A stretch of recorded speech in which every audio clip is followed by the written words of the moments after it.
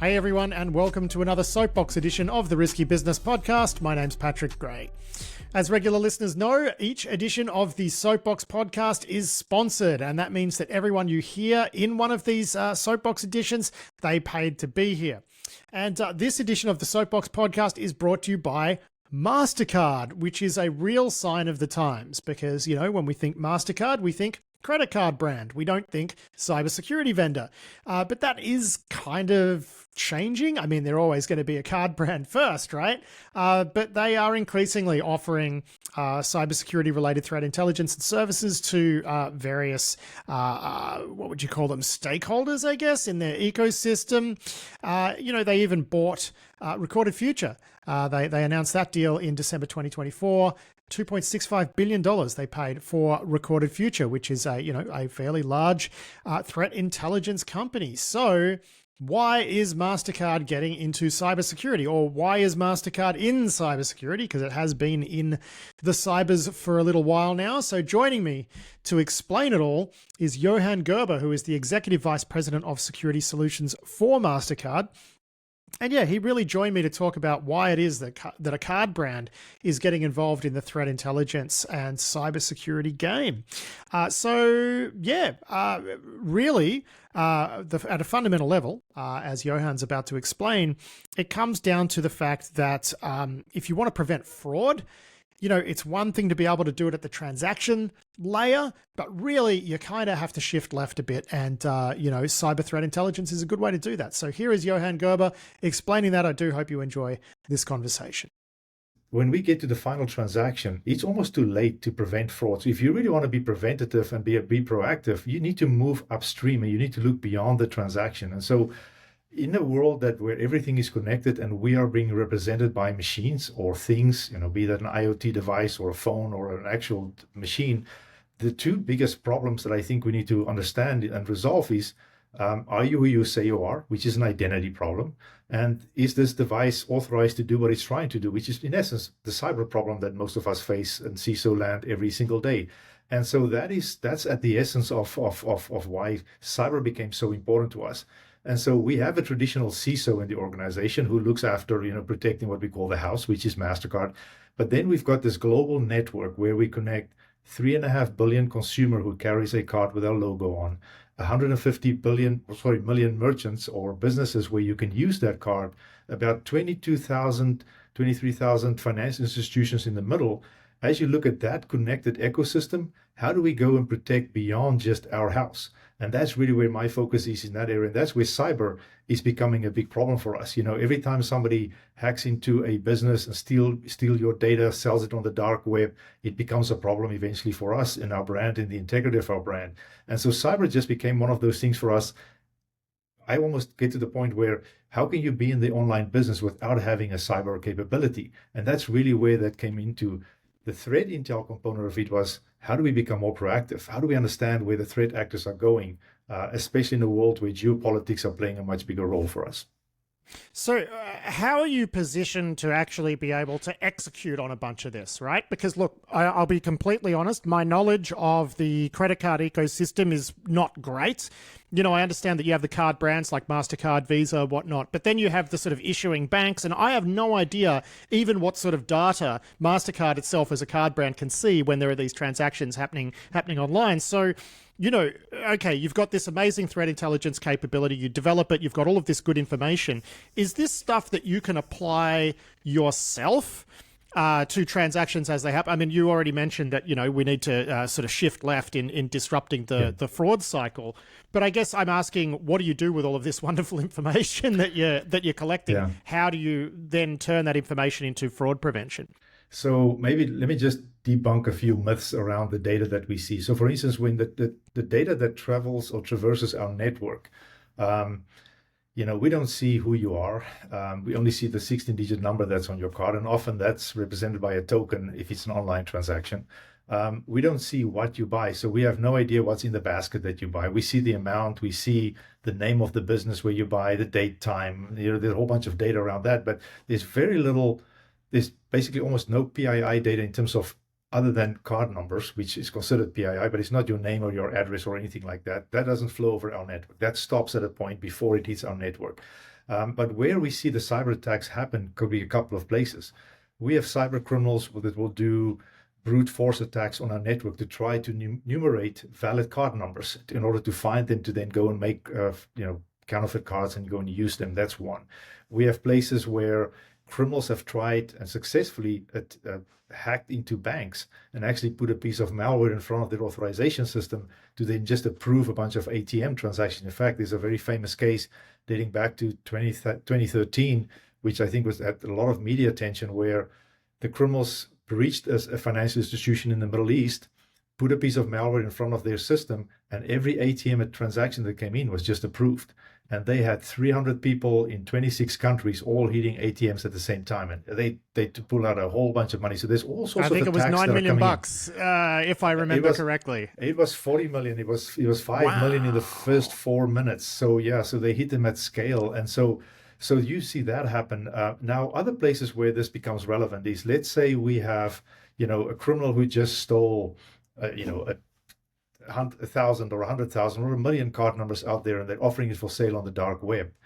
When that card number now gets sold and tried to get used on our network, that intelligence for us is extremely helpful, because now we can make sure that you get a new card in your hand. We block the criminals from actually executing that transaction, because every time they're successful, there's a whole process now of getting you your money back, making sure all the stuff is restored. That takes time, it takes money, it takes effort. So being proactive on that space, very important. At the same time, one of the things that we've learned is that the criminal community, they go through great lengths to either hack into existing businesses or establish businesses with fake credentials to supply the demand for test transactions. Every time somebody tries to sell or buy a card number on the dark web in one of these marketplaces, one of the services they offer is to run the test transaction. And those test transactions have to cross our network. So how do we find these things? How do we know about them and then just shut them down? So there's a lot of application for threat intel that comes into our systems. And the last thing that I will mention is just helping our banks understand what kind of threats are moving around our network. So for instance, if we see an attack happening in Brazil, how do I make sure that attack cannot immediately evolve to the United States or to Japan or to Australia or South Africa or wherever? So that's where we use a lot of this intel, and then also in our network with very advanced systems and AI to just make sure it doesn't spread, and we can be as preventative as possible. I mean, everything that you've just described, though, seems to revolve, around lists of card numbers, detecting when there's strange patterns with things like transactions and whatnot. I guess where I'm curious, because that's the fraud discipline. I've always thought this sort of payment card fraud and bank fraud stuff, it's like this parallel discipline to pure cybersecurity, if you will, where you've got your own sort of TTPs, you've got your own detections, but it's like the indicators, the data is all very different to, say, trying to determine when a file hash might be bad or an IP might be bad or whatnot. Yeah. So where are you? As I understand it, you're moving more towards that sort of complete picture cyber, less just about card numbers. How do you then start gluing all of this together, where you've got the insights that you're developing from just doing detections on payment data, payment streams, whatever, however you want to phrase it. But then you've also got this threat research going on, which is looking at what's happening on the wider internet. Like, how do you start to bring those together? Because I'd imagine, that threat research is really useful to you, but you're not really best positioned to execute on that. Like, is this a case where you start sharing with banks, or why don't you just tell us how it all works? We do. So we do a lot of sharing with the banks. We also do a lot of sharing with the government. One of our biggest missions is, if you look at Mastercard as a company, we do well when economies do well. We do well when governments are doing well, when economies doing well, when people spend and they use it. So we go to great efforts to work with governments, especially when we see threats. So for instance, if you think about what we did with Recorded Future, they bring more than 47 sovereign governments as part of their client list. This allows us to connect data between the banks, between governments, around the world in order to help figure out how these attacks work. Because ransomware, for instance, ransomware per se may not be a big threat to the actual payment ecosystem, to a specific transaction network. But every time one of our businesses gets attacked, that cannot do transactions anymore, that loses a bunch of data of their clients and all those transactions that gets used later on by criminals. That is how the cyber and the fraud world are fusing more and more. And we actually see several financial institutions around the world that are actually merging their fraud and financial crime systems with their CISO office, because they're all looking for these patterns. Cybercrime and fraud nowadays is almost impossible to disconnect the two. A lot of scam attacks, for instance, is being perpetrated by using deep fakes, hacking into, doing social engineering. The same things we see with attacks on phishing attacks. Very similar attacks is being deployed across both of them. So we see a lot of patterns and a lot of similar groups behind the scenes that are doing the same things. That intelligence, be able to share that through not just the banking system, but broader. So for instance, if you take what we've done with Recorded Future, I mean, we're not turning that into a financial services company. In fact, we still want to expand its footprint because we think the financial industry is learning a tremendous amount about all the attacks that's coming that we can provide to the whole world, and the same to government as well. Recorded Future. Risk Recon is another company we acquired, which is a third-party risk management assessment piece. The first thing we did with that is when we bought that company, we deployed it across every single financial institution on the world, as well as about 13 million of the highest transaction processing businesses out there. And we started establishing a baseline of all the vulnerabilities that we see across our network. Now we can use that data to inform the CISOs at all of our banks, say these are the commonalities. And now if you overlay that with threat intel, we've got the vulnerabilities. We can see through the threat intel which vulnerabilities are being exploited, and we can help our CISOs in the banks much sooner to kind of prioritize which ones they should fix. So there's a transaction layer, which I talked about, but there's also an ecosystem, let's call it hygiene, that we're trying to work and fix to say, how do we just raise the bar of cybersecurity across those that are connected to our network? Well, I guess that's why I was asking about, how are you in a position to be able to execute on threat intelligence, right? Because you're really not. It's not like you are seeing the originating IPs of transactions. It's not like you are able to understand if a merchant website has skimmer code in it or whatever. You might be able to see, hey, there's a lot of dodgy transactions coming from this merchant, which might imply that there's been a compromise, but you don't have that visibility. The banks are much better positioned for this, and the banks and the merchants are much better positioned for this. So is this the idea here, to sort of unify this fraud intelligence and cyber threat intel, sort of package it up and offer it to, is it the vendors, is it the merchants and the banks, or is it just the banks, or like what's the plan here? It's both, and through the acquisition of Recorded Future, we actually do get insights into the merchant websites that have got skimming devices on them. And in fact, just in July, we started actually disabling through law enforcement and relationships with companies like Shadow Server to actually take down some of those underlying infrastructure below them, just to stop some of those skimming efforts as well. So this allows us to offer a package to merchants, to work closer with companies like Shadow Server, law enforcement, the administrators of a lot of the directory services, just to start taking down some of these criminal pieces as well. All in that move up, a little bit more proactive and upstream, and not wait for this until it hits our transaction network. Because by that time, you're fighting with one hand behind your back. To your point, I don't see the IP address. I only see a very limited set of data. So all of this is giving us that ability to see more of this, and then to be proactive and just keep it away from the system to start with. That's a very important. That's a good observation that you've had there. Yeah. Now, you mentioned ransomware too. I'm curious about this. You mentioned ransomware and about how it looked like that's just bad for everybody. It's bad for for people who are in your ecosystem. And as you mentioned, you literally have billions of cards out there. I mean, I'm a Mastercard holder, right? Like pretty much everyone I know has one. Yeah. Well, I mean, it's hard not to be, right? Like, let's be honest. Yeah. But when you mentioned ransomware, I sort of got curious because, obviously Recorded Future has done a lot of work around ransomware and all sorts of cyber threat intel, even state actor-based stuff. As a payment card company, I mean, do you have any interest in keeping that side of the threat intel practice going? Because you've said, oh, absolutely, because warm and fuzzies and, feels good. But like, is that really a concrete business case for you? I mean, to what extent do you see this push as being Mastercard getting into the cybersecurity business as opposed to getting into the securing payments business?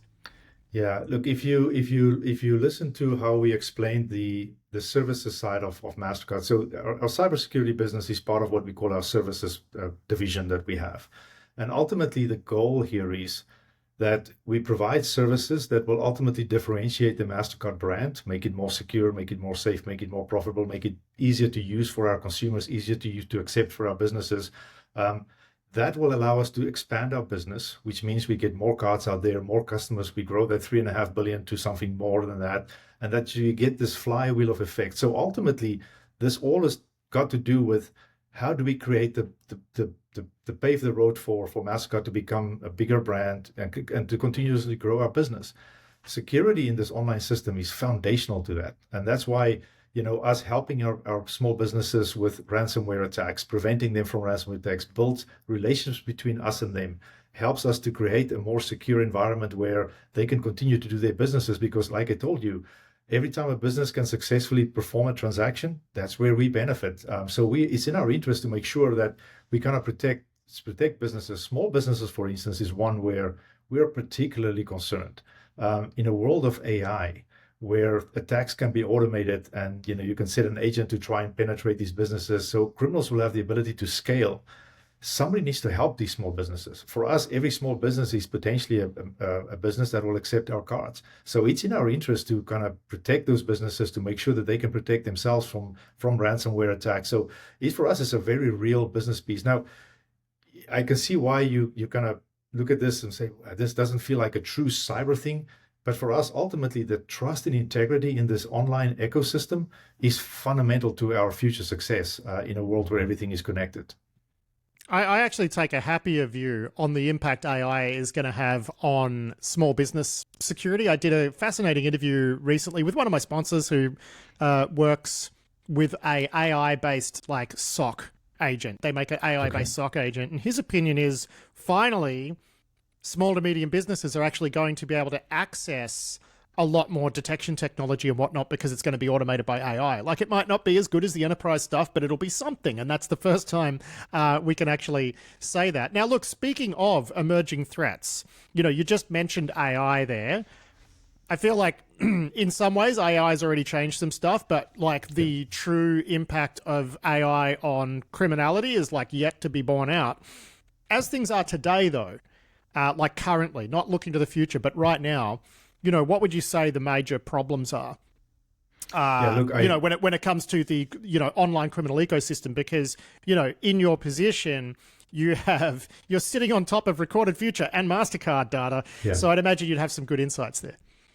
Yeah, look, some of the biggest threats we have today is still, I almost say, just the basic security things. If people just do the basics right, we can already prevent a big chunk of them. I have to say ransomware for me is probably still one of the largest problems out there that folks are facing. The other piece that is coming through very clearly today is the fusion between the lines are really becoming very gray between cyber fraud and financial crimes.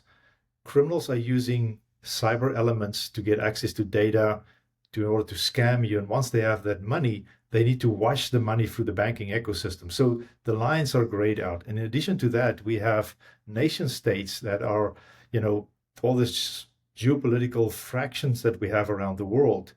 It feels like cyber is somehow becoming weaponized in the hands of some of the nation states. A lot of the technology is coming into the hands also of criminals. And so again, the lines are blurring, which is why the collaboration we have with governments and so forth are also so important. But those are some of the threats that for me are very, very concerning. Ransomware is still on the rise. We see more and more advanced technology coming into the hands of threat actors that are deploying them, not just for criminal activity, but also for other types of activities as well. And somehow the financial industry, in many countries, we are considered critical infrastructure because you operate a big chunk of the economy as well. So you have that role as you see attacks coming from you, some of them with criminal intent, some of them with other intentions. And so that's some of the threats that I see will persist, and that worries me most now. Future way, we can talk about that. I think AI will definitely feature there. I mean, it's interesting what you said about how some of this financial, the blurring of the lines between financial crime and cybercrime. I know what you mean there. Like, you look at these fake online casino kits, that Yeah. you can license, reskin, and then you're using dodgy ad networks and stuff to try to pull people into your, fake casino. I mean, there's no actual hacking involved there, but there's a million terms of service violations, some shady browser tricks. Like it's a blurry Yeah. line. And what happens here is the criminal activity creates a market for the cyber criminals to sell more of their goods. So the need for data to phish or to do social engineering creates a market for stolen data of personal data. So people are hacking into hotel systems, into hospital systems to get as much personal data as they can.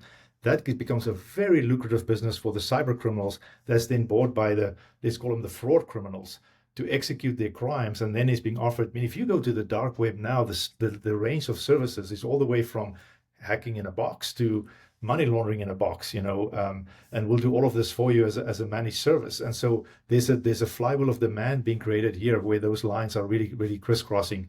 A lot of the data that gets offered on the dark web marketplaces are being pumped into AI models to create, deep fakes, to create phishing scams and so forth that eventually then extract different other things. So it really has become, they kind of feed off each other almost.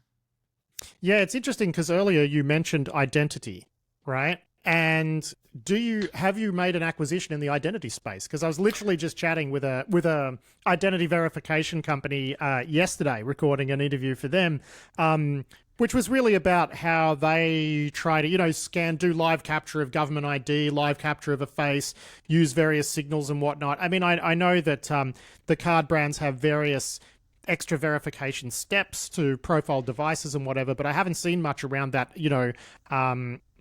around technology to identify a person using like live capture or whatever. Is that something you're looking at? And if not, why not? Like, how are you thinking about the identity problem?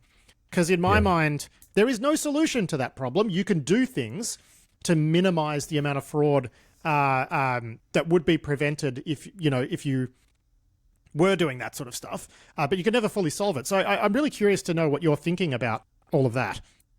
It's a tough problem, Patrick, I won't lie. We did an acquisition a couple of years ago of a company called Ekata. And what they've done is they've built a very large identity graph. And so we're not so much concerned around you and your specific identity, but we are concerned around the attributes that surrounds your identity. So for instance, I'm Johan, I've got 5 email addresses, 2 home addresses, 3 phone numbers, and we create this graph of how these things, in the future we will build this out with, you've got so many agents that you use to buy things or that does things on your behalf. And so when you apply for a bank account or you apply to open up an account at any business, to create a business relationship with anybody out there, we look at the attributes that you put in addition to your identity. So for instance, the address that you put in, we will say, what is the integrity of this address association with your identity? Is that been well established over many years? Is it something that's brand new? The phone number, we've never seen this phone number associated with your name and your address. There's something wrong. This may be a synthetic identity. So we've got. But as you pointed out, there's an entire underground marketplace for fools. And what a fool is, it's all of that information, right? So this is why I'm curious about how you're thinking about it, because criminals really have adapted to those sorts of checks, right? And to go the next level, it's like it gets hard. It gets really hard. And so you have to do that, and you have to look at more granular, because one of those elements, ultimately, if I take over your identity, I need something that will give me control. Something like an email address or something where that's different, that the notifications goes to me instead of to the real person. So we look for those anomalies. It's not easy. There's no silver bullet for this stuff. But you put that in, you put device IDs in, and you start binding these things. So if I also know your typical, I've got, I don't know how many devices, 20 of them, let's say. The more integrity we have around the established relationships between your identity and the things that you use around it, the attributes, the devices, the more we can help give you a smooth path. And remember, when it comes to fraud prevention, and the same is for cyber, it's not always identifying the bad stuff. It's also identifying what we know is good and give those good transactions a really happy path. So a big part of our efforts around fraud detection is also, how do I detect what's good? And if it's good, how do I make sure your transaction is as smooth, as frictionless as possible, versus then I create a smaller bucket of high-risk transactions, which I then have to disseminate. How do I deal with this? Which is very similar to the way in which we deal with cyber things, right? There is the stuff that I know that's good. There's the stuff that's high risk. And then I have to prioritize my high risk and start working from the highest priority. Fraud is not very, very different, which is why I think we see this interesting interaction of similar technologies being applied, similar methods. They have different data, but there's a lot of similarities and synergies between those two worlds. I mean, it's interesting when I think about it, what you're most concerned with is making sure that an established identity is correct. And really, when it comes to like live capture and stuff, that's about establishing the identity in the first place. And that's up to the card issuer, not you, right? So everything that you've just said there makes sense. Yeah. Correct. Yeah. So look, loath to talk about it in some ways, but we've touched on it a couple of times, which is the future of AI in criminality. Like, do you have any concrete sort of feelings about where that's going and what sort of challenges it's going to present in financial crime in particular? Because everyone's got an opinion, but I figure someone who's worked at Mastercard for 25 years and has your job, probably going to be a more educated guess than most. Yeah. Patrick, I'm actually, believe it or not, fairly optimistic, as long as people invest in AI in the right ways as well. Look, there's no doubt that criminals will benefit and already benefiting from this. If you just look at the progress that's been made, if you look at HackerOne, the bots now are the best red teams. So we know they can read the CVEs, they can translate them into attack vectors, and they can start hitting them, and they can adjust and fly. We've seen examples in the world of red teams, but we've also seen real examples in the world out there where criminals have used AIs effectively to do this. Now, the same way AI can be used on the inside, and you mentioned this a little bit about small businesses, getting a SOC or something that can be in my system, identify those vulnerabilities, and then automatically go and patch them. I do believe this is going to be a great way for us in a much better defensive mode to automate things in a much better way. So I'm very optimistic when it comes to that. Yeah, it removes some of the asymmetry. I think that's something that the doomers forget, right? That it sort of levels the playing field a little bit more, but between attackers and defenders. I remember, like, it was even a couple of years ago when, a good friend of mine was saying, well, I mean, the vuln research that these models will eventually be able to do, there's going to be an explosion in O-Day. And I'm like, well, there's going to be an explosion in patching, honestly. Exactly. So it's, I'll give you there's going to be a period of disruption followed by like a new equilibrium that's probably us in a better place, is my opinion as well. I'll give you a real good example. So Recorded Future has a malware sandbox. And so we get all these samples of the malware in there, and then we extract the signatures. Now we've got AI that automatically writes your Yara queries for you and then go threat hunting.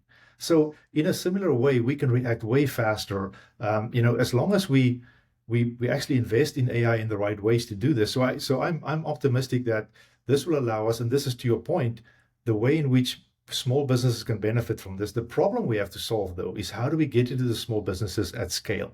And this is where I think the collaboration with, telcos, hosting providers, all of those will all have to come together to collectively do this and enable these technologies to actually operate within the environments of which these small businesses operate. That's something that we ourselves see as a big task for us ahead, to actually bring the right parties to the table to enable this at scale. I can tell you, I've lost half my hair in trying to get access to small businesses to actually pay attention that cyber is a problem. Many of them just stick their heads in the sands like, it won't happen to me. My business is too small. It's irrelevant.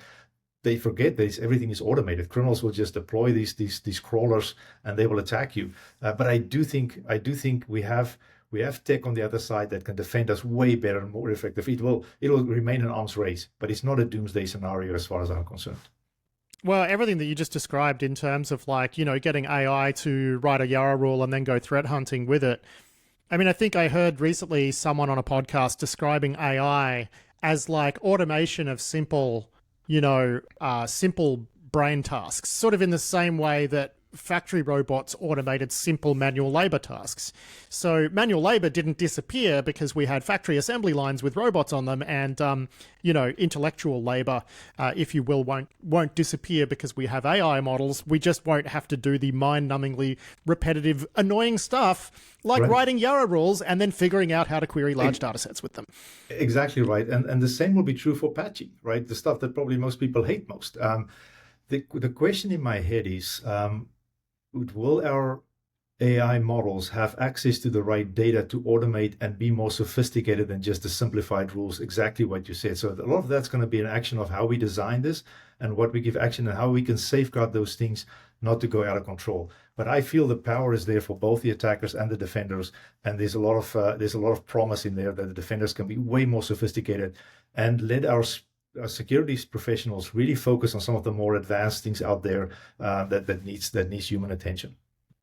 Okay, well, Johan Gerber, we're going to wrap it up there. It's been fascinating to talk to you. The latest cybersecurity company, Mastercard, is a bit strange, really, but it's a bit of a sign of the times. A pleasure to chat with you. Really appreciated your insights. Thanks for joining me. Appreciate it. Thank you so much for having us, Patrick.